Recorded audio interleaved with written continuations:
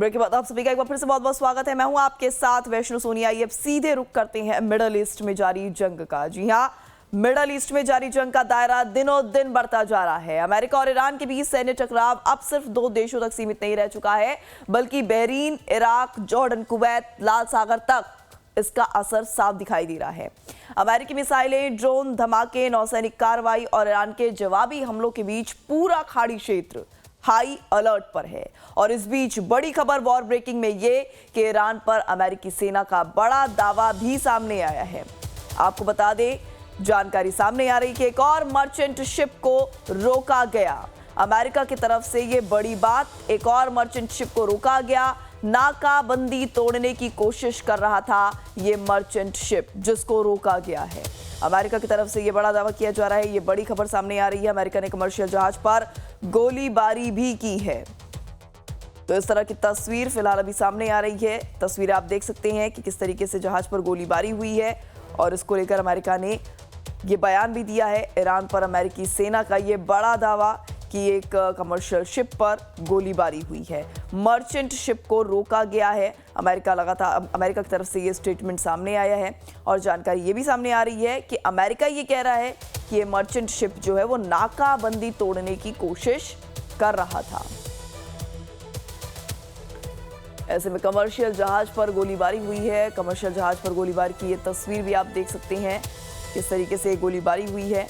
तो ये बड़ी खबर फिलहाल अभी अमेरिका को लेकर सामने आ रही है, जहां पर एक के बाद एक भीषण अटैक अमेरिका की ओर से लगातार किए जा रहे हैं। इसी के साथ आपको ये भी बता दें कि बहरीन में अमेरिकी सैन्य बेस के पास धमाकों और जिस तरीके से जोरदार धमाकों की यहाँ पर आवाज़ सुनी गई है, दहशत का माहौल बना हुआ है।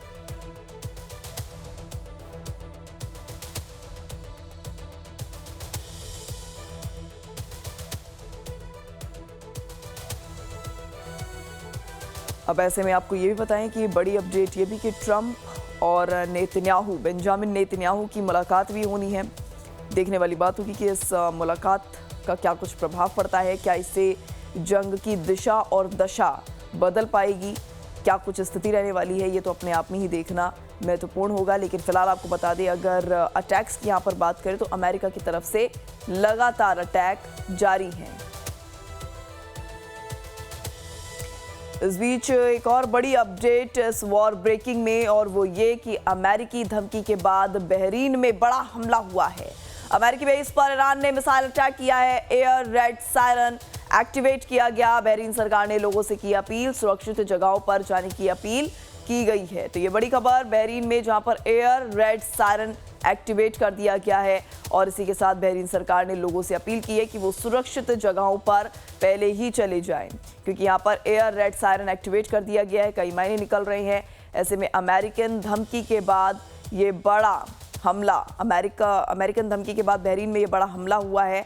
अमेरिकी बेस पर ईरान का मिसाइल अटैक हुआ है। आपको बता दें, एयर रेड सायरन जिसके चलते एक्टिवेट कर दिया गया है। तो ये बड़ी अपडेट फिलहाल अभी सामने आ रही है बहरीन से, जहां पर रेड सायरन एक्टिवेट कर दिया गया है और इसी के साथ बहरीन सरकार ने अपने लोगों से अपील की है कि वो सुरक्षित स्थानों पर चले जाएं। आज इसी पर चर्चा करेंगे और चर्चा करने के लिए हमारे साथ हमारे कुछ खास मेहमान जुड़ रहे हैं। हमारे साथ जियोपॉलिटिकल एक्सपर्ट डॉक्टर अजिताभ जुड़ रहे हैं और defence expert retired group captain UK Devnath sir जुड़ रहे हैं। आप दोनों का ही सर बहुत बहुत स्वागत है सबसे पहले लाइफ टाइम्स में, और सवालों की शुरुआत करते हैं। सबसे पहले यहाँ पर अजिताभ जी, पहला सवाल आपसे। जिस तरह की स्थिति नज़र आ रही है यहाँ पर, एयर सायरन जिस तरीके से रेड सायरन यहाँ पर एक्टिवेट किया गया है बहरीन में, लोगों से अपील की जा रही है कि सुरक्षित स्थानों पर चले जाएं, क्या लगता है किस तरह की स्थिति नजर आ रही है, किस तरीके से बहरीन में आगामी दिनों में और तेज ये हमले हो सकते हैं? देखिए, ये ऑब्वियस है वैष्णो जी की जो बहरीन में अमेरिका का 5th फ्लीट जो है उस पे ये अटैक बार बार ईरान कर रहा है, क्योंकि उसको लगता है कि वहीं से ज्यादातर अटैक ईरान पे हो रहे हैं। तो ये उसका मुख्य बहरीन के साथ दिक्कत है कि एक तो वो आबादी उसकी बड़ी घनी है और एरिया छोटा है, तो इसमें सिविलियन पॉपुलेशन पे खतरा हमेशा बना रहता है। और वैसे में बार बार ये अटैक करना, ये 5th फ्लीट का जो एरिया है उससे बियॉन्ड भी जा सकता है और उससे सिविलियन एरियाज पे खतरे बढ़ते हैं। अभी हमने देखा कि अमेज़न के जो वहां पे डेटा सेंटर है उस पे भी अटैक किया था ईरान ने। तो निश्चित रूप से अभी भी दोनों तरफ से एक तरह से कह लीजिए बमबारी अटैक का दौर जारी है। और कहने को तो बातचीत भी चल रही है, ये राष्ट्रपति ट्रंप खुद क्लेम कर रहे हैं, लेकिन वो धरातल पे आगे बढ़ता नहीं दिख रहा है। ऐसे में मुझे लगता है जिस तरह से ईरान ने 7 देशों, खाड़ी के देश प्लस जॉर्डन पे अटैक किया, और अब तो आप जैसा बता रही हैं कि यमन में भी अटैक की कई वारदातें हुई हैं, खास करके सऊदी और हुती विद्रोहियों के बीच में। तो ये और दुनिया के ऊर्जा संकट को बढ़ाने की कवायद दिख रहा है, और इसीलिए तेल के प्राइस भी बढ़े हैं। जी बिल्कुल। देवनाथ जी, क्या लगता है इस बीच ट्रंप नेतन्याहू की मुलाकात भी होनी है? क्या लगता है इस मुलाकात से युद्ध की दिशा और दशा बदलने के आसार आपको नजर आ रहे हैं? डेफिनेटली ट्रम्प का पहला ब्रीफिंग जो होगा नेतन्याहू को, ये होगा कि नेतन्याहू अपनी तरफ से कोई ऐसी गुस्ताखी ना कर दें, गलती ना कर दें कि फिर से इजराइल जो है उनकी एयरफोर्स जो है वो ईरान की तरफ कूच करे। क्योंकि फिलहाल ट्रम्प के लिए सबसे जरूरी चीज ये है कि जो मिड टर्म इलेक्शन होने हैं नवंबर के महीने में, और महज प्रैक्टिकली आप देख लीजिए 3 महीने बाकी हैं। अगस्त, सितंबर, अक्टूबर ही है बीच में, और वहाँ जो डेमोक्रेट्स ऑन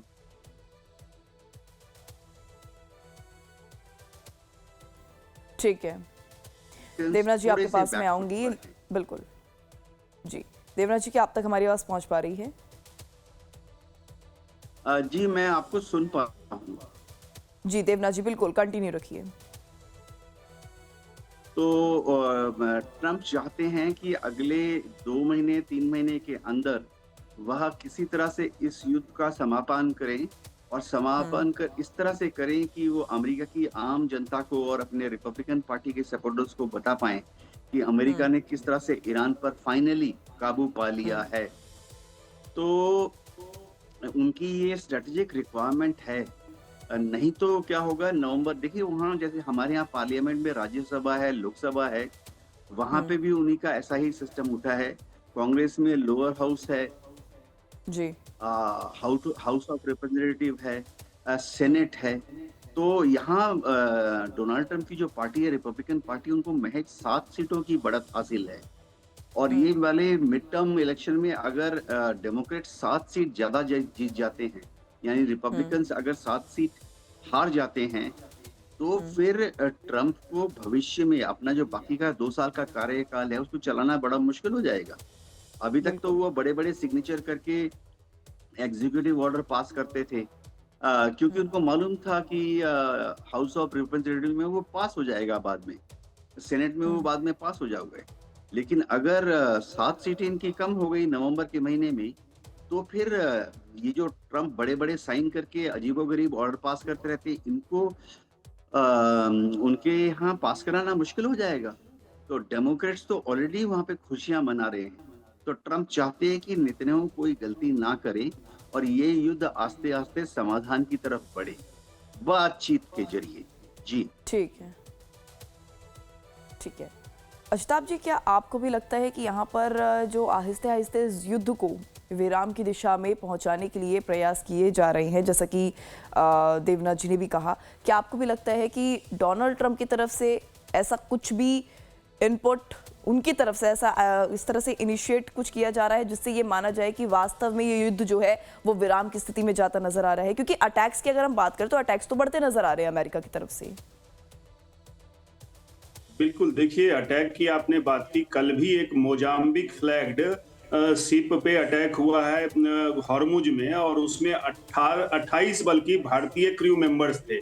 हालांकि सबको सारे सेफ हैं, ऐसा जो भारतीय दूतावास है तेहरान में उसने कहा है, लेकिन ये दिखाता है कि अटैक का दौर हॉर्मुज के अंदर जारी है। एक तरफ अमेरिका भी अटैक कर रहा है, वो भी निकलने नहीं दे रहा है ईरान के शिप को, दूसरी तरफ ईरान भी नहीं निकलने दे रहा है जो साउदर्न एरियाज हैं ओमान के साइड से। तो ये तनाव तो हॉर्मुज में भी बना हुआ है। राष्ट्रपति ट्रंप जो भी क्लेम कर लें, सच्चाई यही है कि राष्ट्रपति ट्रंप की लोकप्रियता उनके अपने देश में घट रही है। अभी जो लेटेस्ट एक सर्वे की रिपोर्ट आई है कि मागा जो सपोर्टर है, राष्ट्रपति ट्रंप के जो सबसे कोर ग्रुप सपोर्टर हैं, मागा सपोर्टर के बीच में हर पांचवा व्यक्ति इस युद्ध को खत्म करना चाहता है।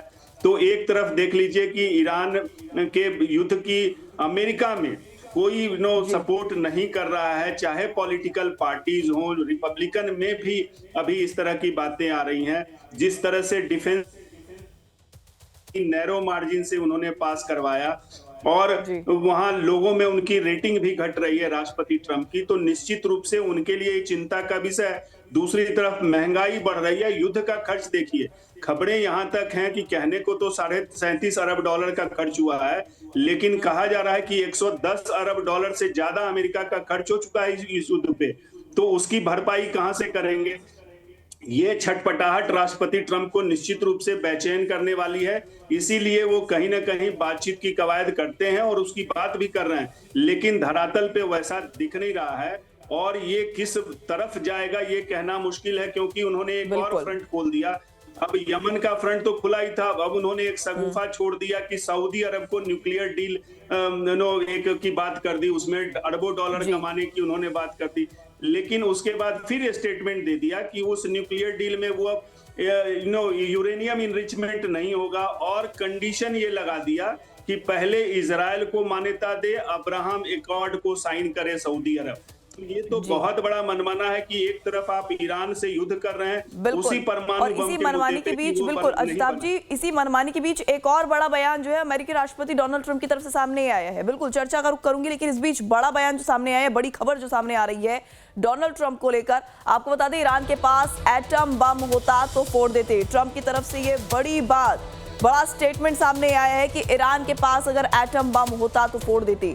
मैं राष्ट्रपति ना होता तो इजराइल ना होता। एक बार फिर से ट्रंप ने इस तरह का बयान दिया है इजराइल को लेकर कि अगर मैं राष्ट्रपति नहीं होता तो इजराइल नहीं होता। इजराइल की एक तरह से अस्तित्व को लेकर यह बड़ी बात डोनाल्ड ट्रंप की तरफ से कही जा रही है। शी और पुतिन पर मुझे पूरा भरोसा है। चीन रूस ईरान की नहीं करेंगे मदद। ईरान बातचीत को लेकर काफी गंभीर हो रहा है। तो ट्रंप की तरफ से एक के बाद एक बड़े स्टेटमेंट। अभी चर्चा में भी डोनाल्ड ट्रंप के बयानों की ही बात हो रही थी, किस तरीके से लगातार हालिया दिनों में उनके जो बयान सामने आए हैं, जिससे उनके खुद के देश में भी उनकी किरकिरी हुई है। इस बीच एक बड़ी खबर सामने आ रही है कि यहाँ पर डोनाल्ड ट्रंप की तरफ से सबसे पहले तो इजराइल के अस्तित्व को लेकर ये बड़ी बात उन्होंने कही है, और उसके साथ ही उन्होंने ये भी कहा है कि शी और पुतिन पर मुझे पूरा भरोसा है। चीन रूस ईरान की नहीं करेंगे मदद। चलिए सीधे चर्चा का रुख करते हैं। देवनाथ जी, क्या आपको भी ये लगता है जो एक बड़ा दावा रशिया और चीन को लेकर डोनाल्ड ट्रंप की तरफ से किया जा रहा है कि वो मदद नहीं करेंगे ईरान की, इस बात में, इस दावे में आपको कितनी सच्चाई नजर आ रही है? वैष्णो जी, इसमें धरातल पर देखा जाए तो जब से ये युद्ध चालू हुआ है, यानी 1 मार्च के बाद से ना चीन ना रूस अपने किसी हवाई जहाज के द्वारा या अपने किसी पानी के जहाज के द्वारा कोई सैन्य सामग्री ईरान को भेज पाए हैं, क्योंकि ईरान के आसमान में तो यूएस एयरफोर्स का दबदबा है, और इसी तरह से समुद्र के रास्ते से नहीं आ रहा, क्योंकि उत्तरी अरब सागर में ओमान की खाड़ी में यूएस नेवी का दबदबा है। तो चीन और रूस के जहाज पानी के रास्ते भी कोई हथियार या गोला बारूद लेकर ईरान तक नहीं पहुंच रहे हैं। थोड़ी बहुत कोशिश उन्होंने की थी कि जो चीन से ईरान तक का जो रेल मार्ग है उसका इस्तेमाल किया जाए, लेकिन वो बहुत लंबा है और बहुत ही समय लेता है। 15 दिन लग जाता है एक ट्रिप करने में। रूस ने भी कैस्पियन सागर से कुछ सैन्य सहायता भेजने की कोशिश की थी ईरान को, लेकिन जो CIA के एजेंट हैं कैस्पियन सागर में और मोसाद के एजेंट हैं, उन्होंने उनको रास्ते में ही इंटरडिक्ट कर लिया, पकड़ लिया या उसको नष्ट कर दिया, रूसी सहायता सामग्री को। हाँ, रूस और चीन ईरान को इंटेलिजेंस मुहैया कराते हैं। जो रशियन और चाइनीज सैटेलाइट्स हैं वो detailed photography, high resolution photography image जो हैं वो ईरान को देते हैं, ताकि उन्हें पता लगता रहे कि अमेरिकन बेसेस कहाँ पर हैं, वहाँ पे क्या क्या इक्विपमेंट प्रोफाइल, कहाँ पे पेट्रियोट लगा है, कहाँ पे थर्ड मिसाइल सिस्टम के लॉन्चर लगे हैं। इतना चीन और रूस कर रहे हैं। बाकी डिप्लोमेटिक और राजनीतिक कूटनीतिक तरीके से तो दुनिया के हर मंच पर चीन और रूस ईरान के साथ खड़े हैं। आने वाले समय में भी सिचुएशन कमोबेश ऐसा ही लगेगा। सबसे बड़ी बात यह है कि दुनिया के दूसरे देश उनका रुख क्या है? क्या खाड़ी के दूसरे देश या OIC Organisation of Islamic Cooperation, क्या वो थोड़ा बहुत मदद या पॉलिटिकल सपोर्ट ईरान को देंगे? जी। सबसे पहले यहाँ पर बड़ी खबर से आपको रूबरू करवाते हैं, उसके बाद सीधे चर्चा का रुख करेंगे। और बड़ी जानकारी, महत्वपूर्ण जानकारी ये सामने आ रही कि ईरान की आईआरजीसी ने यूएस ठिकानों पर हमला किया है। जॉर्डन में अमेरिकी बेस को निशाना बनाया गया है। ये बड़ी और महत्वपूर्ण जानकारी, ईरान की आईआरजीसी ने यूएस ठिकानों पर अटैक किया है। जॉर्डन में अमेरिकी बेस को निशाना बनाया है और ऑपरेशन नस्ट 2 के 27वें चरण में यह हमला किया गया है। हमले में कई लड़ाकू विमानों को भारी नुकसान पहुंचा है। आईआरजीसी की तरफ से यह बड़ा दावा किया जा रहा है कि हमले में कई लड़ाकू विमानों को भारी नुकसान पहुंचाया गया है। इसी के साथ ये बड़ी खबर आप तक पहुंचा रहे हैं। ईरानी हमले के बाद जहाज पर सवार भारतीय सुरक्षित। मोजाम्बिक झंडे वाले जहाज पर ईरान ने किया था अटैक। समुद्री हमले में 28 भारतीय नागरिक बाल बाल बचे। ईरान के समुद्री इलाके में जहाज को निशाना बनाया गया है। तो ये बड़ी अपडेट फिलहाल लगातार ब्रॉड ब्रेकिंग में आपको बता रहे हैं कि मोजाम्बिक झंडे वाले जहाज पर ईरान ने अटैक किया है, यानी कि अटैक दोनों ओर से जारी है। अमेरिका भी अटैक करने से बाज नहीं आ रहा है, तो वह ईरान की तरफ से भी हर एक अटैक का काउंटर अटैक किया जा रहा है, जवाब दिया जा रहा है। और ऐसे में आपको बता दें कि भारतीय नागरिकों की भी जान बाल बाल बची है, जिस तरीके से समुद्री जहाज को निशाना बनाया है ईरान ने। आइए अब सीधे चर्चा का रुख करते हैं। और यहाँ पर अजिताभ जी, से पहले मैं इस ब्रेकिंग पर बात करूंगी, इस जानकारी पर बात करेंगे, लेकिन उससे पहले आपसे ये भी जानना चाहेंगे कि यहाँ पर इजराइल और अमेरिका, बेंजामिन नेतन्याहू और डोनाल्ड ट्रंप की बातचीत होनी है, लेकिन उससे पहले उन्होंने इजराइल को लेकर ये जो स्टेटमेंट दिया है कि अगर मैं राष्ट्रपति नहीं होता तो इजराइल नहीं होता, किस तरीके से देख रहे हैं आप और क्या लगता है इसका इजराइल पर कितना इम्पैक्ट पड़ेगा? देखिए, ये वैष्णो जी, ये राष्ट्रपति ट्रंप कुछ भी कभी भी बोल देते हैं। वो ही डजंट केयर कि कूटनीति क्या होती है या विदेशी जो देशों के साथ रिलेशन क्या होते हैं या उस पे उनके बयान से क्या फर्क पड़ेंगे। अनफॉर्चुनेटली वो इस पे ध्यान नहीं देते और इसीलिए उनके जो रिलेशन है वो इजराइल से भी, नेटो के देशों से, यूरोप के देशों से, एशिया के देशों से बिगड़ते रहे हैं। तो उनको ये सोचने की आगे पीछे वो कवायद करते ही नहीं है और इसी का परिणाम है। देखिए, इजराइल को निश्चित रूप से अमेरिका का सपोर्ट तो शुरुआत से रहा है। अमेरिका सबसे बड़ा सपोर्टर ही नहीं रहा है, सबसे बड़ा डिफेंडर भी रहा है इजराइल का। लेकिन अमेरिका के बिना और राष्ट्रपति ट्रंप के बिना सहयोग के इजराइल नहीं होता, ऐसा नहीं है। इजराइल आज के दौर में दुनिया की एक बड़ी ताकतवर देश कह लीजिए, आर्थिक रूप से भी, सामरिक रूप से और सैन्य क्षमता में भी। तो उसमें इजराइल इतने पूरे मिडिल ईस्ट में अकेला एक यहूदी कंट्री खड़ा है और शान से खड़ा है, लोगों को जवाब दे के खड़ा है। तो ये इजराइल की क्षमता पे और उसकी वो अमेरिका की मेहरबानी से नहीं है। नंबर 1, इजराइल की स्थापना 1948 में हुई। 1948 से लेके अभी तक इजराइल है और बढ़ा ही है। उसने दुनिया के देशों की मदद ही की है। दुर्भाग्य से उसको जो इस्लामिक देश हैं वो उसको उस तरह से मान्यता जितने देशों को देना चाहिए अभी तक नहीं दिए हैं। उसकी वजह से इजराइल को अमेरिका के समर्थन की जरूरत गाहे बेगाहे पड़ती है, वो उसकी मजबूरी है।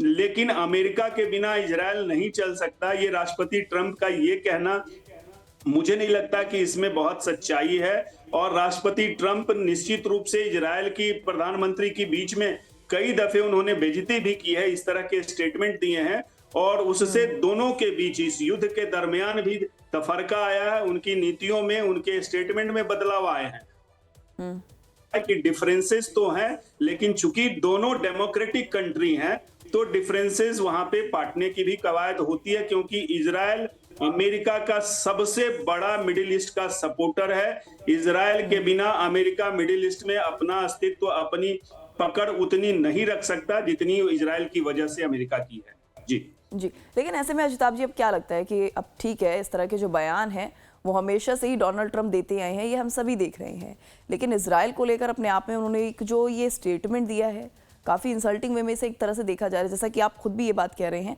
तो क्या इजराइल की तरफ से इसको लेकर कोई स्ट्रॉन्ग रिएक्शन सामने आ सकता है? या हर बार की तरह इस तरीके से टाल दिया जाएगा कि किस तरीके से वो कभी पाकिस्तान को लेकर कभी कुछ बयान दे देते हैं, कभी इटली की पीएम को लेकर कोई बयान दे देते हैं, या इसी तरह से उनके बयानों को सिर्फ टाल दिया जाएगा, या इजराइल की तरफ से कोई स्ट्रॉन्ग रिएक्शन बनता है यहाँ पर? नहीं, देखिए ये कूटनीति का पार्ट है। इजराइल बहुत स्ट्रांग रिएक्शन तो नहीं देगा, क्योंकि देखिए अभी भी इजराइल के साथ राष्ट्रपति ट्रंप खड़े हैं और इजराइल को जरूरत भी है। आप देख लीजिए अभी जो न्यूक्लियर डील सऊदी अरब से करने की जो राष्ट्रपति ट्रंप ने बात की है, उसमें भी इजराइल के ही समर्थन में वो खड़े हैं। वो एक तरफ अब्राहम एक्कॉर्ड को उन्होंने कंडीशन बना दिया है कि सऊदी अरब जब तक नहीं साइन करेगा तब तक, और इजराइल को मान्यता नहीं देगा तब तक वो इजराइल को ये सऊदी को ये डील नहीं होने देंगे। तो ये दिखाता है कि इजराइल के वो साथ खड़े हैं। बात वो जो बोलते हैं, ये बात बोलने का कई एक कूटनीतिक प्रयास भी है। दिखावा अलग होता है और अंदर की सच्चाई अलग होती है। वो निश्चित रूप से इजराइल और अमेरिका दोनों एक दूसरे के पूरक हैं, दोनों को एक दूसरे की जरूरत है, और मिडिल ईस्ट में एक बैलेंसिंग फैक्टर जो है वो इजराइल निश्चित रूप से है। ठीक है, यहाँ पर अजताब जी मैं आपसे ये भी जानना चाहूंगी कि देखिए ये तो बात हो गई बयानों को लेकर, डोनाल्ड ट्रंप के बयानों को लेकर, लेकिन अब जरा अटैक काउंटर अटैक की यहाँ पर बात कर ले तो हूती एक बार फिर से एक्टिव होता नजर आ रहा है और जबरदस्त तरीके से अटैक किए जा रहे हैं, जिसकी वजह से तेल के भंडारण किस तरीके से प्रभावित हो रहे हैं वो भी हम देख पा रहे हैं। अभी हाल ही में देखा गया है ईरान ने भी जबरदस्त अटैक किया है, समुद्री इलाके में जहाज को निशाना बनाया है, वहीं अमेरिका की तरफ से भी अटैक लगातार हो रहे हैं। किस दिशा में ये युद्ध आपको जाता नजर आ रहा है फिलहाल? निश्चित रूप से देखिए ये हूती एक ताकत है, खास करके बाब अल मंदेब में उसकी पकड़ है, और अगर हूती इसी तरह से अपने पकड़ को बढ़ाता रहा, अभी तो उसने सिर्फ सऊदी के जो शिप हैं उसको नहीं जाने की कवायद की है। उसने जो नाकाबंदी कह रहा है वो सिर्फ सऊदी अरब के अगेंस्ट में है, क्योंकि सऊदी अरब ने उस पे, और सऊदी अरब के जो समर्थित वहां यमन का गुट है, सरकार है, उसको मदद की, इसलिए हूती ने ये एक्शन लिया है। लेकिन अगर ये बढ़ता है तो देखिए दुनिया के लिए और ज्यादा चैलेंजिंग होगा, क्योंकि बाब अल मंदेब से लगभग 12% समुद्री व्यापार दुनिया का होता है, प्लस लगभग 5% वहां से गैस और तेल की भी आवाजाही होती है। ऐसे में अगर हूती बाब अल मंदेब को बंद कर देता है, जो वो कर सकता है क्योंकि हूती का जो भौगोलिक वहां की बनावट है और इतना सकड़ा, वो लगभग 30 किलोमीटर की उसकी चौड़ाई है बाब अल मंदेब में, तो वहां हूती अपनी पकड़ दिखा सकता है। एक छोटा सा ड्रोन अटैक भी वहां पे शिप को रोकने के लिए सक्षम है। ऐसे में अगर बाब अल मंदेब को भी निशाना बनाया जाता है और अगर वहां पर अटैक होता है तो फिर किस तरह की स्थिति होगी, ये सर अपने आप में ही देखना बेहद अहम होगा। बहरहाल इस चर्चा में आप हमारे साथ जुड़े अजताब जी, इसके लिए आपका बहुत बहुत शुक्रिया, और हमारे साथ देवनाथ सर भी जुड़े, उनका भी बहुत बहुत शुक्रिया इस चर्चा में हमारे साथ जुड़ने के लिए। फिलहाल अब ये देखना होगा कि युद्ध आगे के दिनों में और किस दिशा में जाता है, क्योंकि फिलहाल अभी अटैक और काउंटर अटैक की स्थिति नजर आ रही है।